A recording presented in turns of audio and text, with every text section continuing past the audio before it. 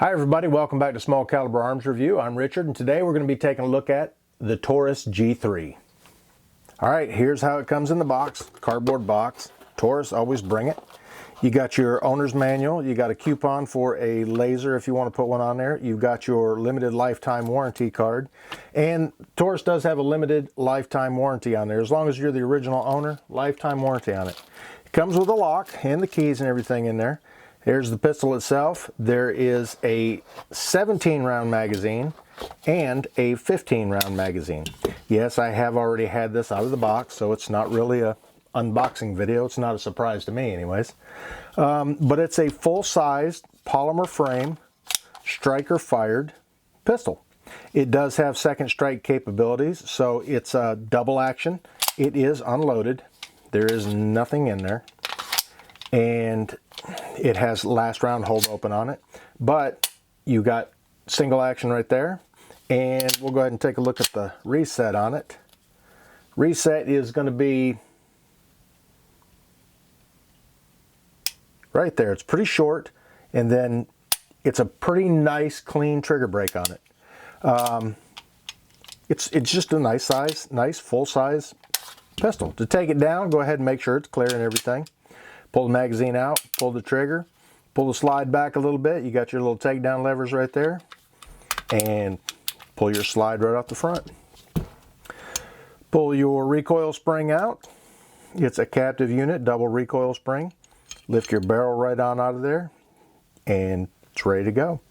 You got your firing pin safety there. It's a striker fired, so your firing pin is right in there. A lot like a lot of the other, striker fired pistols. Reassembly, just slide your barrel right back down in there.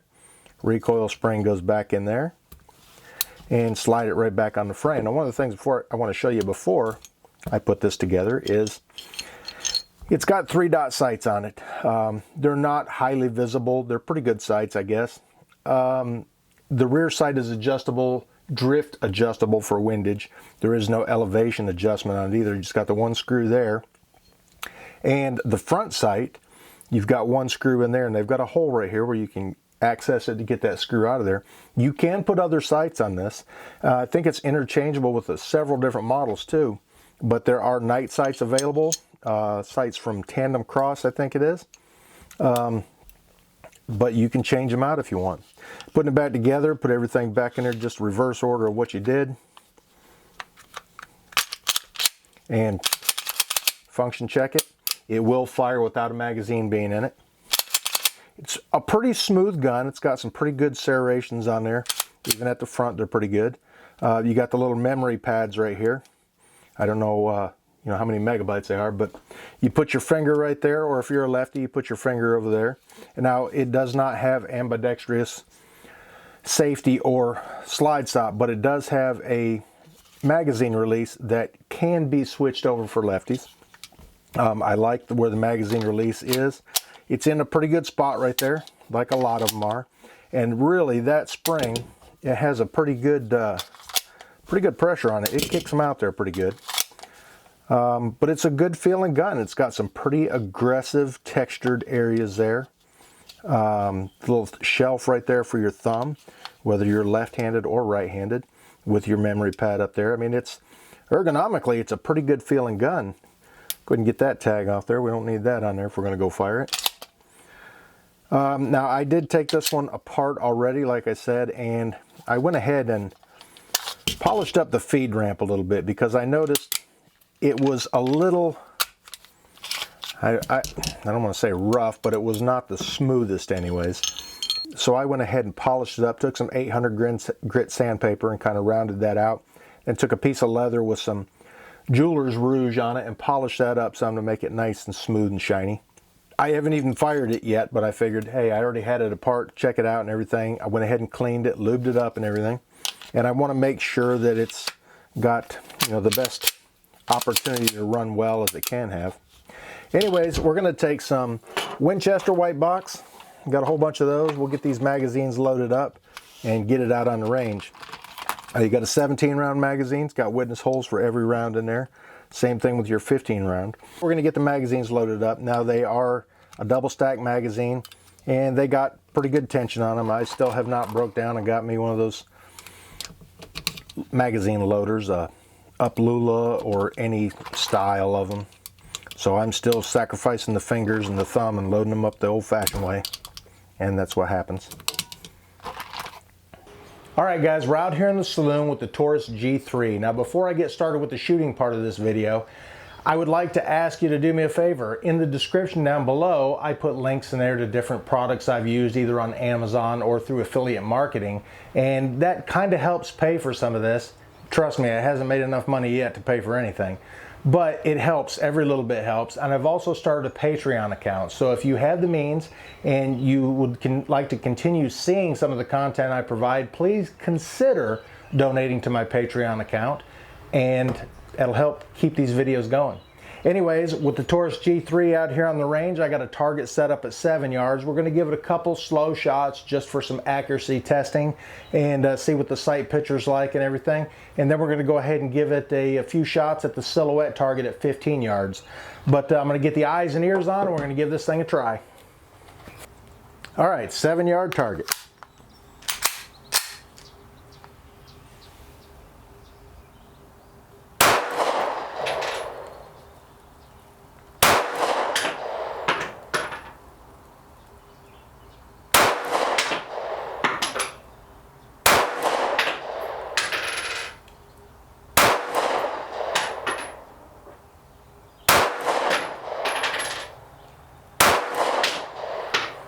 All right, we'll put the safety on. We'll go up there and take a peek at that.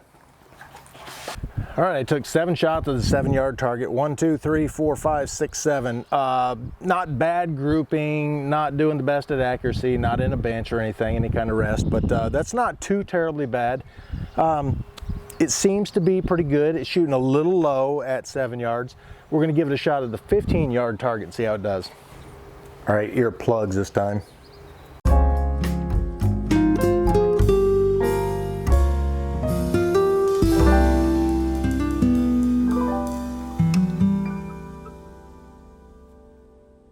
All right, 15 yards at the silhouette target this time.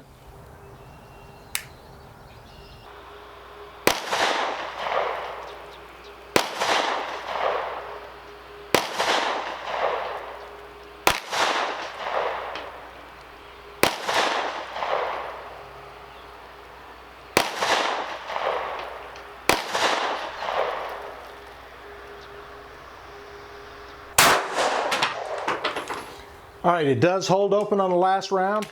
Drop the magazine, slap the next one in, hit your slide release, and it's ready to go again. We're gonna put it on safe, go up there and look at that target.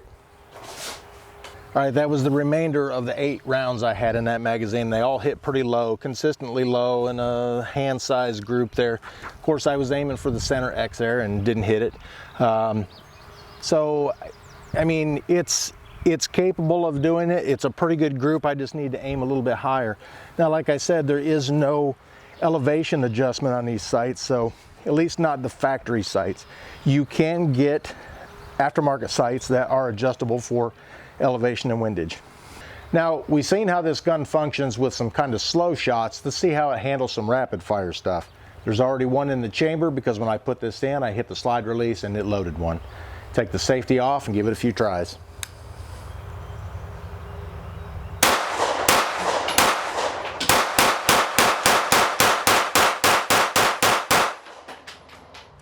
All right, there was those 17 rounds there, pretty rapid firing, not the fastest, but you really feel it. I mean, when you're doing it like that, you actually feel the force pushing back on your body a little bit, and it's in there. Let's go look at that. I peppered that thing all over the place, but it looks like everything is still in a fairly nice, neat group. All right, I said everything was kind of in a nice, neat group. It's kind of a big group, but it's all right there in center mass. There's quite a few rounds in there. I'm not going to bother counting them, but I don't see anything far outside of it, and everything is center mass. I got a couple in the 7, but everything else is in the 8, 9, and 10 ring.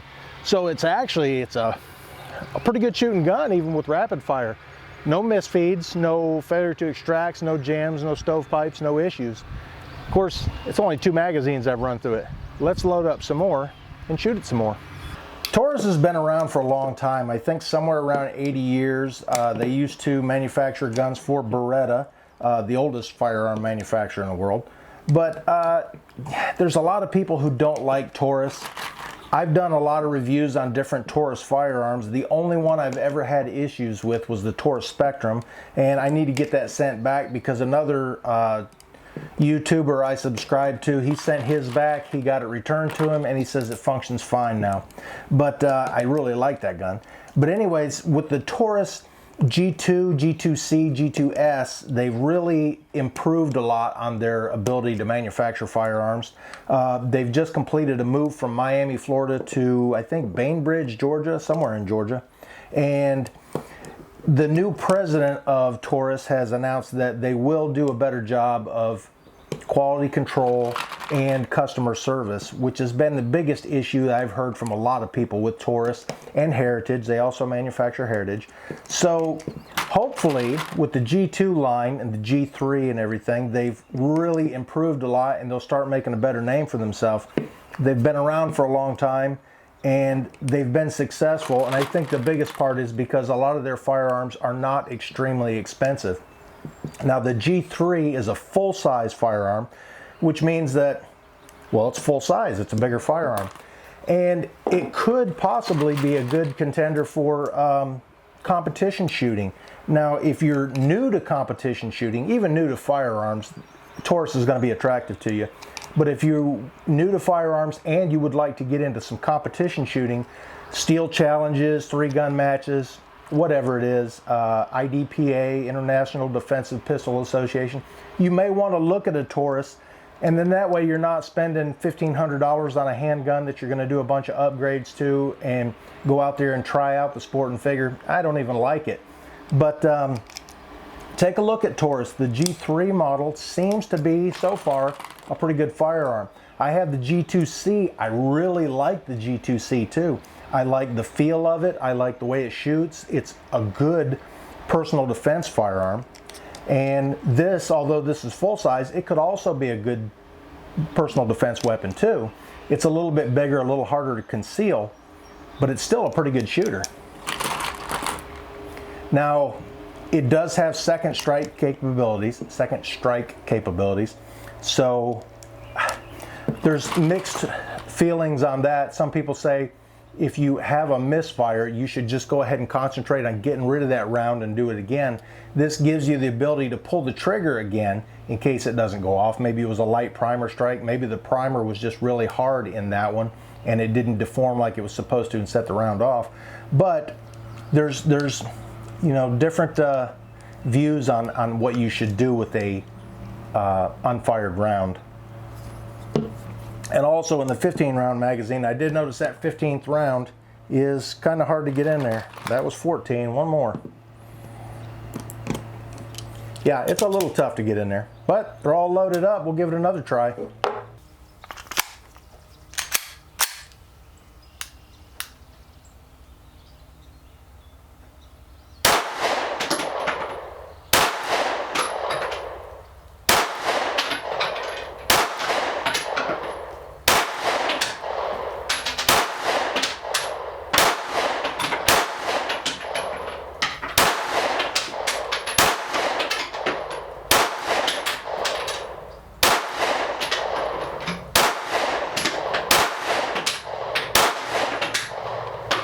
That was the 15-rounder.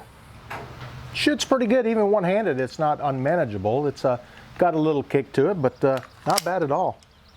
All right, releasing the slide one-handed there with your thumb is a little tough. It's not terrible, but it's a little tough. If you were to put a magazine in there and then just pull back and drop it, it works pretty easy too. A lot of people will do that one way or the other, and it works.